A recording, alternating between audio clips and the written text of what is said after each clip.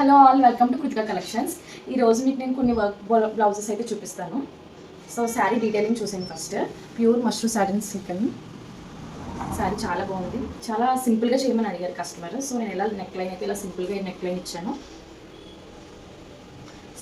Front neck కూడా మనకి చాలా సింపుల్గా వస్తుంది.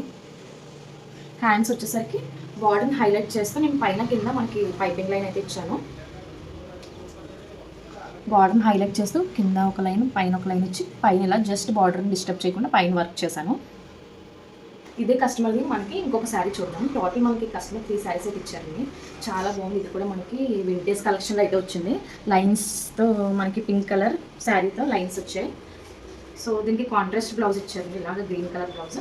మనం దీనికి ఎలా డిజైన్ చేసి చూపిస్తాను. నెక్ లైన్ కూడా దీనికి కూడా చాలా సింపుల్గా ఇచ్చాను. ఓన్లీ జస్ట్ కట్ వర్క్ ఇచ్చాను. మనకి ఫ్రంట్ కూడా చాలా సింపుల్గా వచ్చింది. జస్ట్ కట్ వర్క్ చాలా సింపుల్గా అడిగారు కస్టమర్. సో మనం చాలా సింపుల్గా డిజైన్, కానీ నేను హ్యాండ్స్ అయితే హైలైట్ చేశాను. 3 బ్లౌజెస్ కూడా మనం హ్యాండ్స్ అయితే హైలైట్ చేశాను.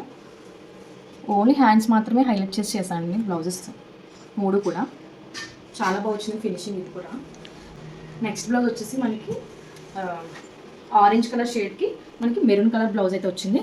సో ఆరెంజ్ కలర్ షేడ్లో మనకి ఇలా చిన్న చిన్న ఫ్లవర్స్ అయితే వచ్చాయండి. Green flowers, pink flowers, blue flowers అయితే వచ్చాయి. సో నేను అయ్యే ఫ్లవర్స్ కాపీ చేసి శారీ మీద ఎలా డిజైన్ చేసానో చూపిస్తాను.